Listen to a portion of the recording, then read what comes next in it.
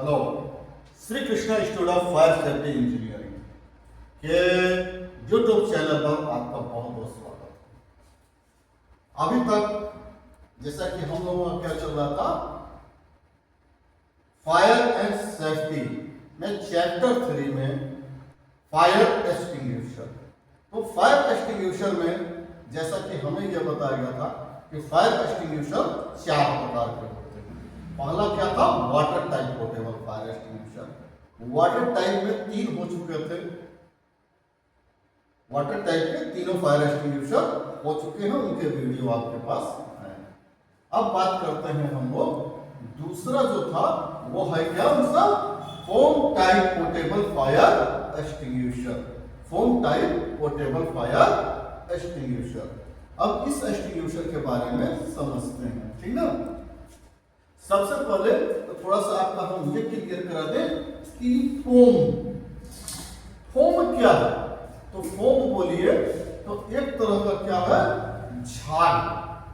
जैसा कि साबुन से कपड़े धोते हैं झाग निकलता है, तो सेम इस तरह का एक झाग जो कि बनाने का तरीका अलग अलग प्रकार का है। तो वो एक तरह का झाग होता है जिससे कि खास करके तेल की आग यानी क्लास बी की फायर पर यूज किया जाता है। तो इस फोम के जो है फायर एक्सटिंग्विशर के बारे में अपने को इस चैप्टर में समझना है, ठीक है।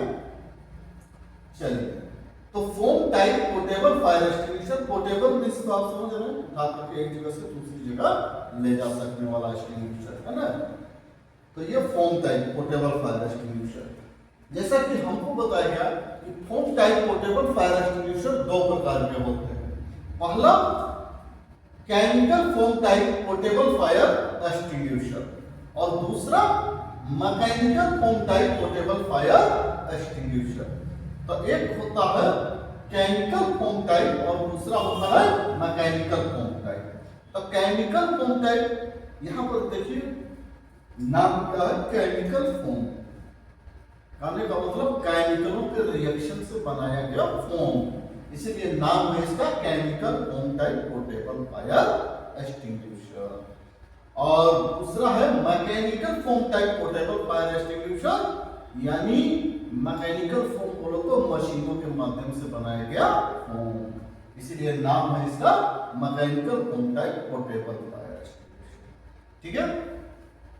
लेकिन अभी आज हम लोग जो क्लियर करेंगे वो क्या है, chemical foam type portable fire extinguisher.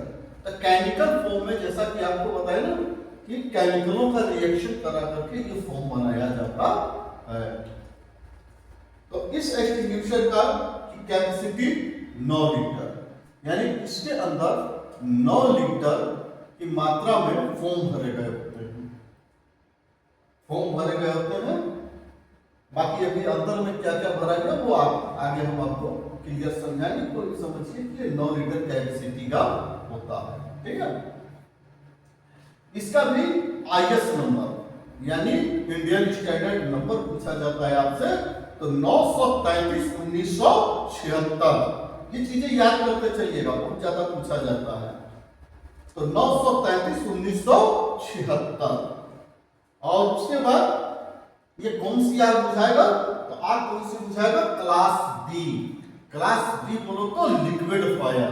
Liquid fire में क्या आता है, तो डीजल, पेट्रोल, मिट्टी का तेल, पेंट, वार्निश, इत्र, अल्कोहल, मतलब वो जितने भी लिक्विड में आग लगती है वो सारे क्लास बी के अंदर में आते हैं।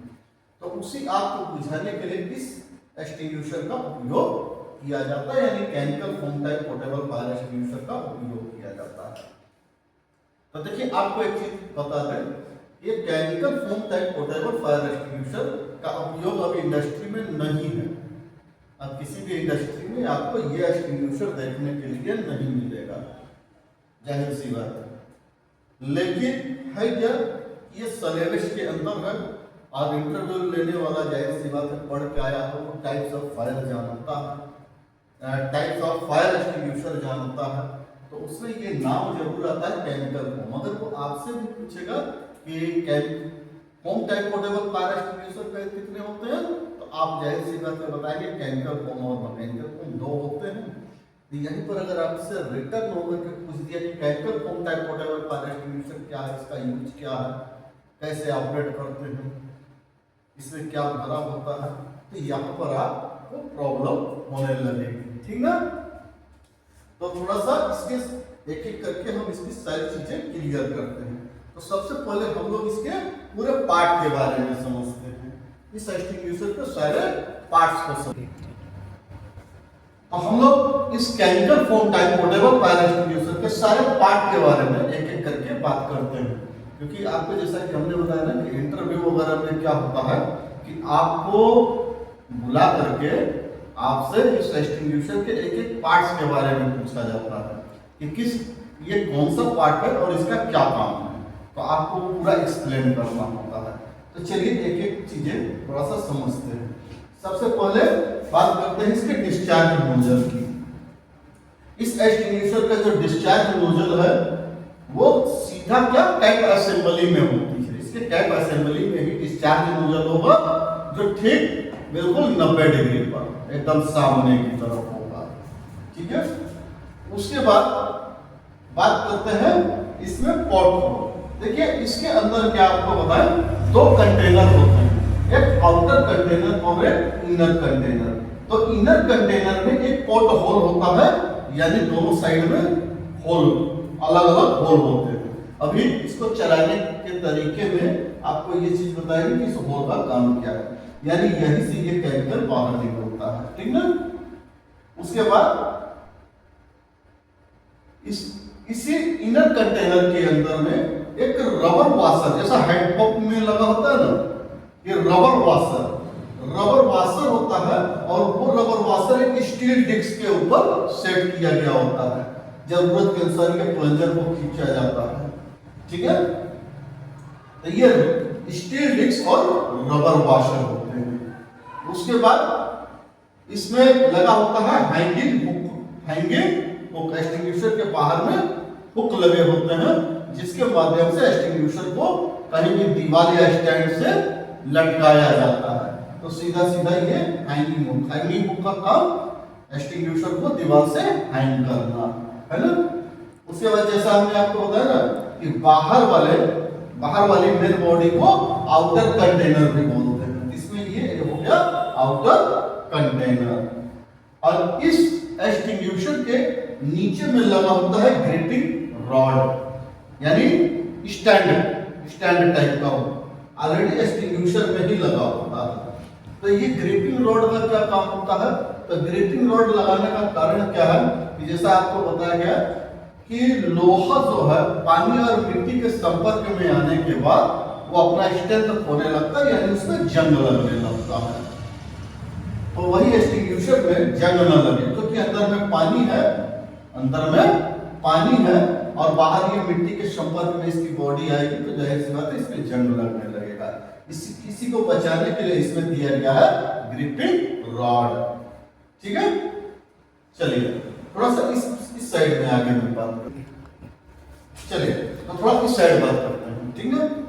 देखिए इस एक्सटिंग्विशर की सबसे बड़ी पहचान ही यही होता है इसका प्लंजर रॉड, यानी इसमें टी टाइप प्लंजर रॉड लगा होता है। टी टाइप प्लंजर रॉड, इस टी टाइप प्लंजर रॉड का काम क्या है कि जब हम इस प्लंजर रॉड को खींच करके ऐसा साइड में पलटते हैं तो जाहिर सी बात है ये स्टील डिस्क ऊपर हो जाता है और पोर्ट होल खुल जाते हैं। इसी पोर्ट होल से ये केमिकल जो है बाहर निकल करके आता है। ठीक है? तो ये काम होता है इस टी टाइप प्लंजर रॉड का। अब उसके बाद बात करते हैं कैरिंग हैंडल। देखिए इस एक्सटिंग्विशर का कैरिंग हैंडल मींस समझ रहे हैं, जिसको मतलब कैरी किया जाता है, उठाया जाता है एक्सटिंग्विशर को। तो उसका कैरिंग हैंडल भी कैप असेंबली में ही लगा होता है, ये भी कैप असेंबली का ही भाग होता है। ठीक है? अब इसके अंदर में जैसा आपको बताया ना कि बाहर कंटेनर होता है, बाहर की मेन बॉडी जिसको बोलते हैं आउटर कंटेनर, और इसके अंदर में एक कंटेनर होता है जिसको बोला जाता है इनर कंटेनर, है ना। इसमें दो कंटेनर लगते हैं, आउटर कंटेनर और इनर कंटेनर। अच्छा, इसके अंदर सॉल्यूशन लेवल भी होता है। आउटर कंटेनर में सॉल्यूशन लेवल, यानी कहां तक अपने को सॉल्यूशन भरना है उसके लिए एक लेवल होगा, वो बोला जाता है सॉल्यूशन लेवल।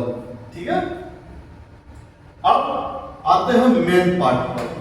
मेन पार्ट पर अक्सर आपसे क्या पूछा जाता है कि इसके अंदर क्या भरा जा गया है ना, इस एक्सटीन्यूशन के अंदर क्या भरा गया है। तो आप सिंपल सी बात समझिए, जैसे कि आउटर कंटेनर, आउटर कंटेनर के अंदर क्या भरा गया है, तो सोडियम बाइकार्बोनेट 680 ग्राम 8 लीटर पानी में, यानी सीधा सीधा क्या किया गया है, एक प्लास्टिक का डब लिया गया है, उसके अंदर 8 लीटर पानी डाला गया है और 680 ग्राम सोडियम बाइकार्बोनेट डाला गया है और उसको घोल करके, उसका घोल बना करके सीधा सीधा इसकी मेन बॉडी में डाल दिया गया है।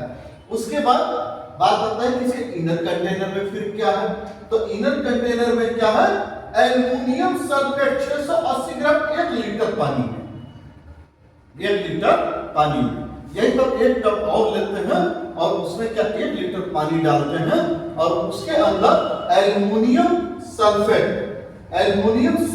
पाउडर जो है ये 680 ग्राम डाल के उसका घोल बना लेते हैं, 1 लीटर पानी में उसका घोल बना लेते हैं और उसको क्या इनर कंटेनर में डाल देते हैं। तो यहां पर ये समझिए कि आउटर वाले में क्या हो गया, सोडियम बाइकार्बोनेट और ऊपर में क्या हो गया, एल्युमिनियम सल्फेट का घोल, है ना, ये दोनों का घोल रेडी हो गया। अब जैसे ही हम लोग क्या करते हैं, इस एक्सटीन्यूशन को चलाते हैं, यानी ऐसा जब इस टी टाइप प्लंजर रॉड को ऊपर खींच करके ऐसा हिलाते हैं तो इसका केमिकल निकल करके इसमें आ जाता है, आउटर कंटेनर में आ जाता है, यानी एल्युमिनियम सल्फेट आ जाता है आउटर कंटेनर में, यानी सोडियम बाइकार्बोनेट से मिक्स होता है। तो एल्युमिनियम सल्फेट और सोडियम बाइकार्बोनेट जब आपस में मिक्स होते हैं तो ये क्या छाग बनाते हैं, यानी फोम बनाते हैं और साथ साथ में CO2 गैस बनाते हैं और वही CO2 गैस प्रेशर के संग इसको लेकर के डिस्चार्ज नोजल से बाहर निकलता है और इस फोम को लेकर के यहां से बाहर निकलने लगता है, जिससे कि क्लास B की आग को बुझाया जाता है, यानी तेल की आग को बुझाया जाता है। बात समझ में आ रहा है? तो आपको एक चीज बता दें कि देखिए चैनल को लाइक सब्सक्राइब करते रहिए, इसका भी वीडियो 3 पार्ट में बनाया गया है, तो इसमें इस वाले में अभी यहीं पर और अगले वीडियो में आपको इसकी पहचान वगैरह के बारे में, पहचान, उपयोग करना, चलाना, ये सारी चीजें अगले वीडियो में बताएंगे। ठीक है, चलिए, तो जय सुरक्षा, जय हिंद।